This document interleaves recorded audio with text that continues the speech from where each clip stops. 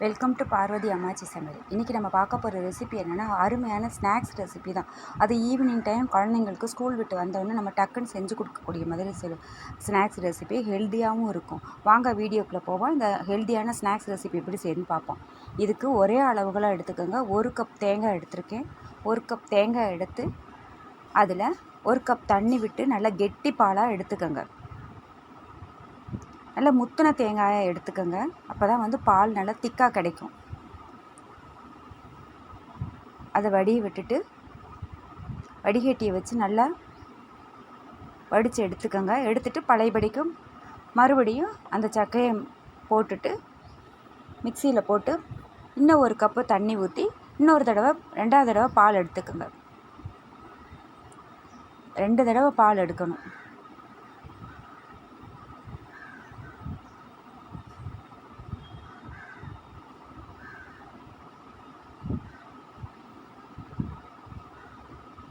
மறுபடியும் இன்னொரு கப்பு தண்ணி ஊற்றிக்கோங்க. அதே அளவுகளோடையே அதையும் நல்லா ஒட்டை பிழிஞ்சு எடுத்துருங்க. சக்கையை பூரா எடுத்துட்டு 2 கப் பால் நமக்கு தேவைப்பட்டுச்சு.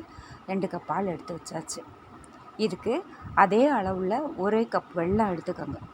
அதில் ஒரு 1/4லேருந்து 1/2 கப்பு தண்ணி ஊற்றிக்கோங்க. அந்த வெல்லம் கரையிற அளவுக்கு பாகுபதம் எதுவுமே தேவையில்லை. நல்லா கரைஞ்சா போதும் வெல்லம். இது 1 கப் அளவு இருக்கும். அதனால தான் நான் 2 அச்சு வெல்லம் சேர்த்துருக்கேன். ஒரு கடாயில் ஒரு 2 ஸ்பூன் நெய் விட்டுக்கோங்க. நெய் விட்டுட்டு 1 கப்பு கோதுமை மாவு, எல்லாம் ஒரே அளவுகள் உள்ள கிண்ணமாக வச்சுக்கோங்க. தேங்காய் 1 கப்பு எடுத்திருக்கோம். வெல்லமும் 1 கப்பு.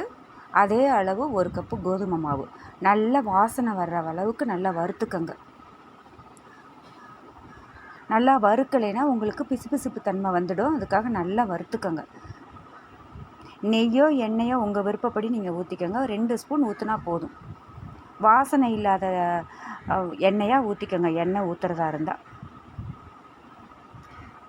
நெய் விட்டால் நல்லாயிருக்கும். நல்லா ஒரு ட்ரை ரோஸ்ட் பண்ணிக்கோங்க. இந்த அளவுக்கு கொஞ்சம் கலர் மாறி ட்ரை ரோஸ்ட் ஆனதுக்கப்புறம் நம்ம வெல்லம் வச்சுருக்கோம் பார்த்திங்களா, அதை வடிகட்டி அதில் சேர்த்துக்கோங்க.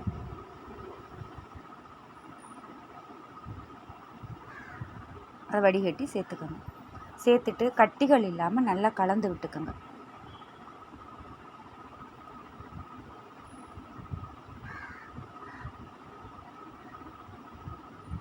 நல்லா கலந்து விட்டுட்டு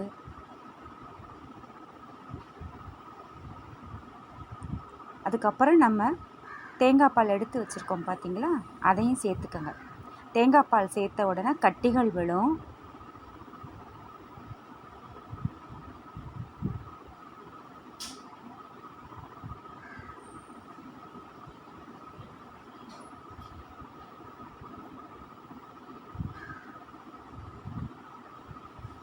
தேங்காய் பாலில் சேர்த்துக்கோங்க. இதுக்கு கொஞ்சம் கூட நெய்யோ தேவைப்படாது. ஏற்கனவே நம்ம கோதுமை மாவு வறுக்கிறதுக்கு மட்டும்தான் நம்ம நெய் சேர்த்துருக்கோம். இது கட்டிகள் இல்லாமல் கலந்து விட்டுட்டு ஒரு விஸ்கு வச்சு கூட நீங்கள் கலந்துக்கோங்க. நம்ம கரண்டி வச்சு நம்ம கலந்தோம்னா அவ்வளோ இதாக வராது. நல்ல ஒரு விஸ்கை வச்சு கலந்திங்கன்னா கட்டிகள் எதுவுமே இருக்காது. சீக்கிரம் கட்டிகள்லாம் உடச்சி கொடுத்துரும். அப்படி நல்லா தேங்காய் பாலோடு நல்லா கலந்துக்கோங்க. இந்த அளவுக்கு நல்லா கலந்த உடனே நல்லா கிண்டிக்கிட்டே இருங்க.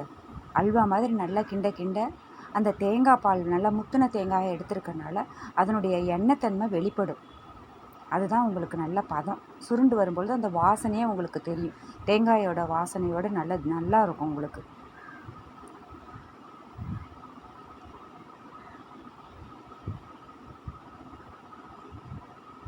நல்லா சுருள கிளறிடுங்க.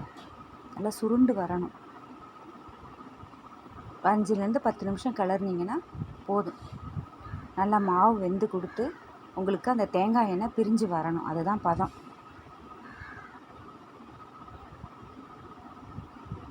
பார்த்தீங்களா, தேங்காய் எண்ணெய் பிரிய ஆரம்பிச்சிருச்சு.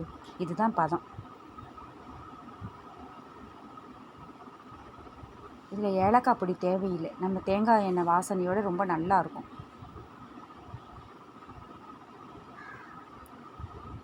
இது ஸ்கூல் விட்டு வர்ற பிள்ளைங்களுக்கு நம்ம டக்குன்னு செஞ்சு கொடுக்குற மாதிரியான ஸ்வீட்டு.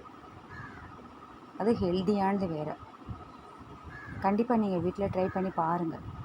ஒரு பிளேட்லேயோ டிஃபன் பாக்ஸில் நான் நெய் தடவி வச்சுருக்கேன். அதில் கொட்டிடுங்க. கொட்டிட்டு நல்லா சமப்படுத்தி வச்சுருங்க.